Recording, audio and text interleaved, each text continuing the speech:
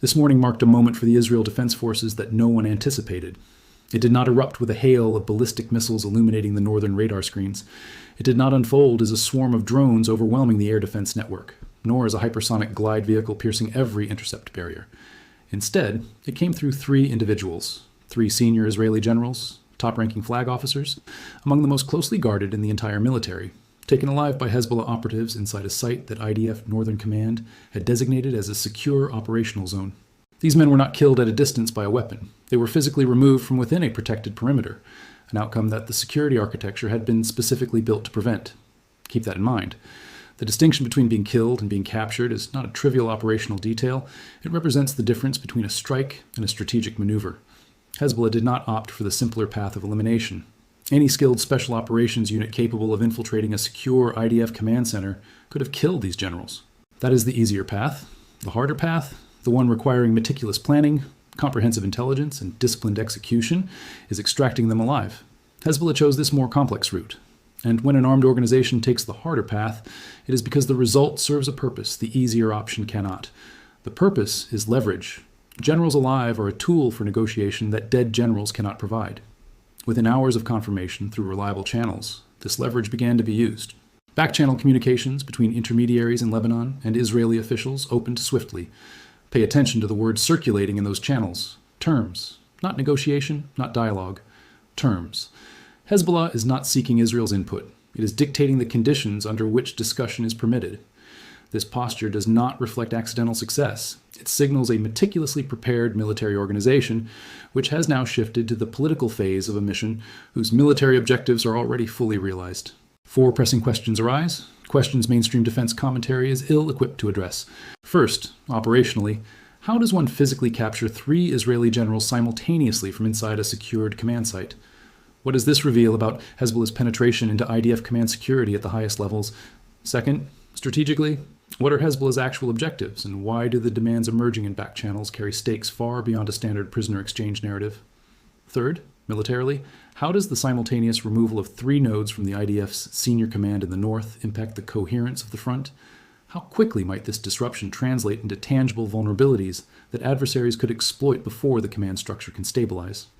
And fourth, with the longest implications, how does the Middle East look when Hezbollah demonstrates the operational precision and strategic intelligence to extract senior flag officers alive from a secure Israeli facility? Consider the regional balance of power, American response options, and the negotiating architecture that will shape conversations about Lebanon, Gaza, Iran, and the broader regional order for the next decade. Let's examine the operational details first, as they are both the most revealing and the least analyzed. Capturing three flag officers simultaneously from a fortified command hub is not opportunistic battlefield action. It is the final execution phase of an intelligence and special operations campaign developed over months. The mission demanded extraordinary operational security and precise execution, placing it among the most sophisticated, deliberate human capture operations conducted by any non-state actor in modern history. The captured generals were not stationed in forward combat zones where proximity creates natural exposure. They operated from a site classified as a secure command coordination node, a hardened facility located behind the front lines, protected by layered physical security and monitored by electronic surveillance. A dedicated protection detail was assigned to ensure that these high-ranking officers could not be accessed by hostile actors. Hezbollah's ability to reach them inside this environment speaks volumes about capability. First, it indicates precise, up-to-date knowledge of the facility's layout, not mere approximate awareness. Such knowledge would be sufficient to map an infiltration path, identify timing windows when targets would be present, and execute an extraction sequence while neutralizing the security team's response. Second, the mission was executed with speed and overwhelming force, subduing the protection detail before any coherent defense could be mounted. Hezbollah's Radwan Force, the elite special operations unit of the organization, has capabilities systematically underestimated by Western analysts. This elite force has trained for exactly this type of mission for years. Deep penetration raids into fortified Israeli command sites, close-quarters combat in confined, defended spaces, and rapid extraction of high-value personnel under active defensive fire. This is not a militia with military aspirations. It is a highly trained, disciplined force executing a complex, premeditated operation with precision. The capture of three Israeli generals alive from a supposedly invulnerable command installation underscores a shift in operational and strategic dynamics. It reveals the depth of Hezbollah's intelligence, its capacity to operate within heavily secured environments, and the deliberate nature of its planning. The choice to extract rather than eliminate these targets transforms them from mere casualties into strategic assets, signaling both the organization's tactical sophistication and its broader political intent. This is a move designed to recalibrate leverage, redefine negotiation parameters, and reshape the operational calculus in northern Israel and the wider region. By removing senior commanders in one calculated operation, Hezbollah has disrupted the IDF's command coherence, creating a window of vulnerability. Competent adversaries will inevitably attempt to exploit this gap before the command structure can reassemble itself. The reverberations of this operation extend far beyond the immediate battlefield. They touch on regional security, influence American response strategies, and redefine the framework through which Lebanon, Gaza, Iran, and neighboring territories will engage in military and political interactions for the foreseeable future. Understanding this event requires acknowledging that what unfolded was neither accidental nor improvised. Hezbollah's operation reflects a high level of institutional discipline, strategic patience, and operational mastery. Every aspect, from the intelligence gathering and structural reconnaissance to the timing and execution of the extraction, was carefully orchestrated. The organization has demonstrated the ability to blend tactical precision with strategic foresight, converting a daring raid into a tool of political leverage. This operation is a stark reminder that modern asymmetric warfare does not solely rely on firepower or technological dominance. It leverages intelligence, preparation, and human execution to achieve outcomes that dramatically shift power dynamics. By successfully bringing 3 top Israeli generals out alive, Hezbollah has introduced a new variable into the regional strategic equation, one in which calculated human capture serves as both a military feat and a negotiating instrument. The implications of this are profound, touching every conversation about regional security and international diplomacy moving forward. Hezbollah is not a makeshift militia. It is a professional special operations organization, honed, equipped, and operationally matured over more than a decade of continuous combat across Syria and Lebanon. This prolonged engagement has cultivated an institutional proficiency in precisely the skills required for today's operation, an expertise that the IDF consistently underestimated in its capability assessments of Hezbollah. What strikes me as most alarming is this. Someone supplied Hezbollah with targeting intelligence that made the operation feasible. These planners were informed exactly where the 3 generals would be, when they would be present, how the facility's protective measures were structured, the vulnerabilities in that security setup, and the expected reaction timeline of the protection team under sudden assault. Intelligence of this depth cannot be gleaned from distant electronic signals.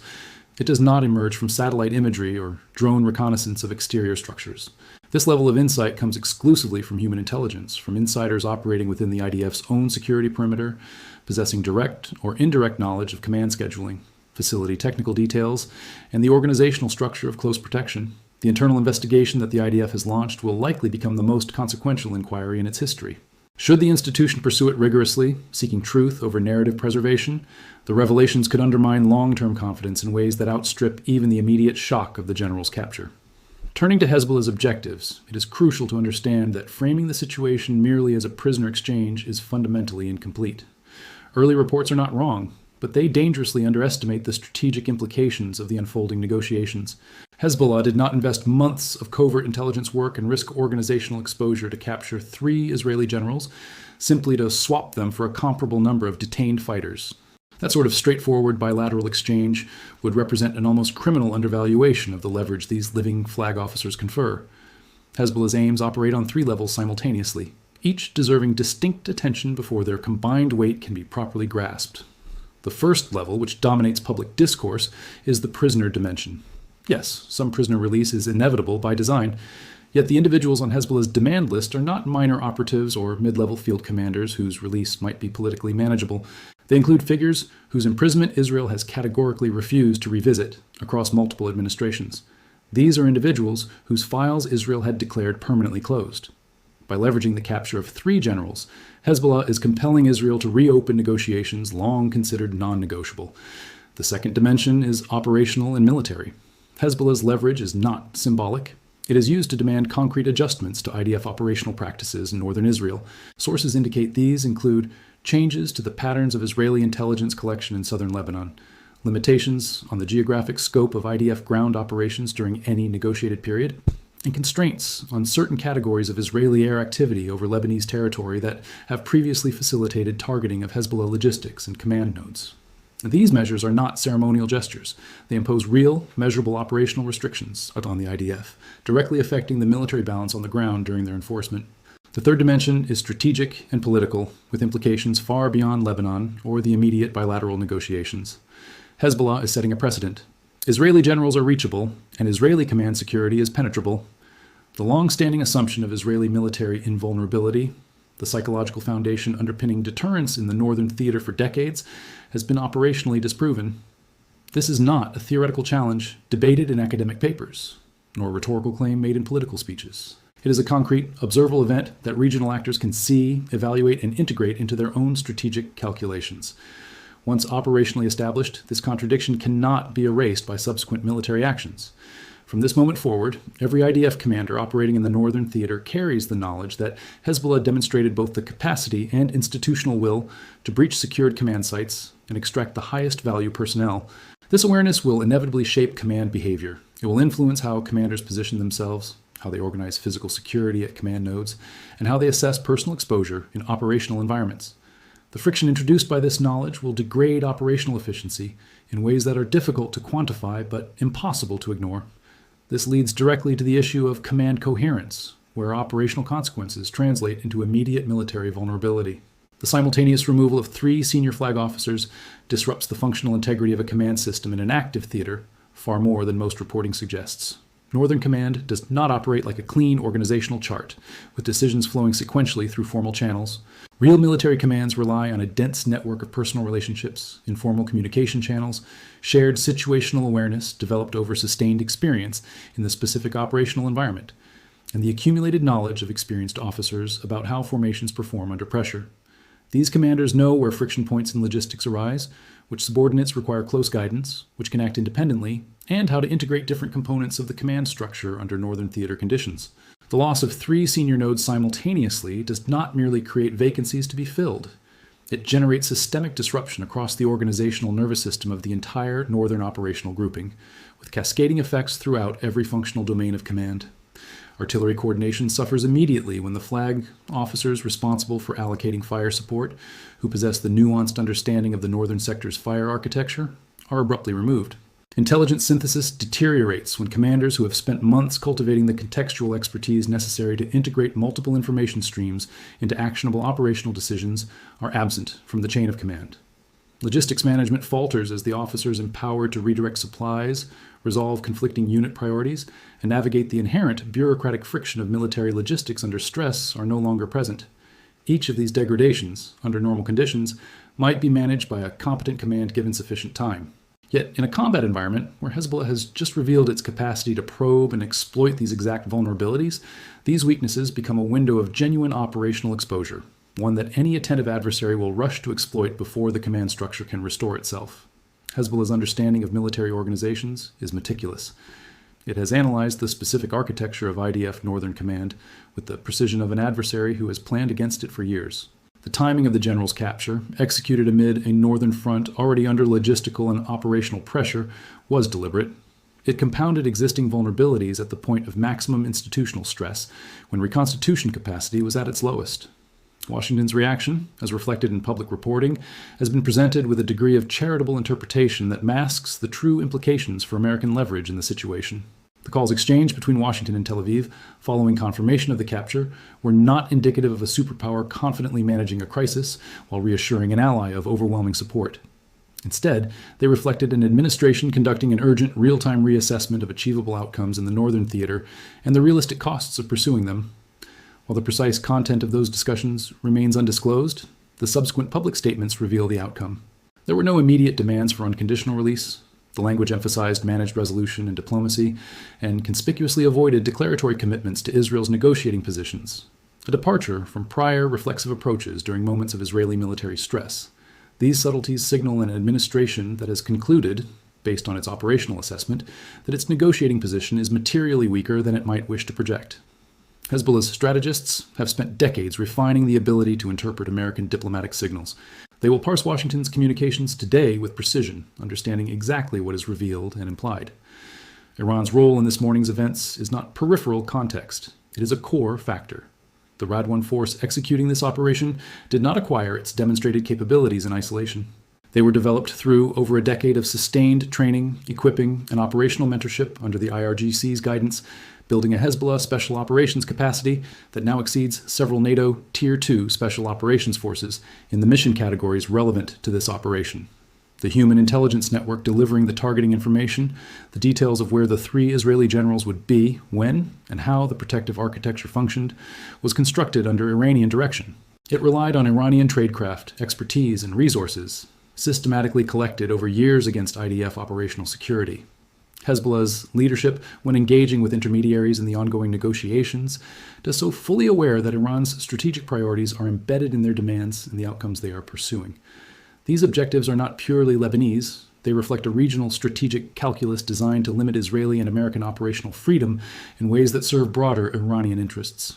The strategic consequences of today's events will ripple throughout the region in ways that immediate reporting cannot yet trace. The capture of senior military commanders by an adversary is more than a tactical setback. It is a rupture in the mythology of invulnerability.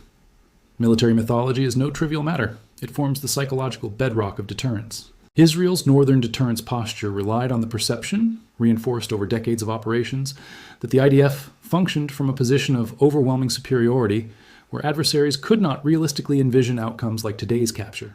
That perception is now contradicted by observable reality, accessible to every state and non-state actor in the region who will integrate this into their strategic calculations. Saudi Arabia will reassess its regional posture, balancing multiple pressures, in light of a revised understanding of Israeli capabilities. Syria will reevaluate the cost-benefit calculus of Israeli operations over its territory. Iraqi militias, calibrated against assumptions about Israeli and American response capacity, will adjust accordingly. Individually, these adaptations may appear subtle. Collectively, they raise the implicit ceiling on anti-Israeli and anti-American activity, a direct consequence of Hezbollah demonstrating what it can achieve with intelligence, training, and organizational discipline. In Moscow, the strategic interpretation of these events will be measured publicly and confirmed privately.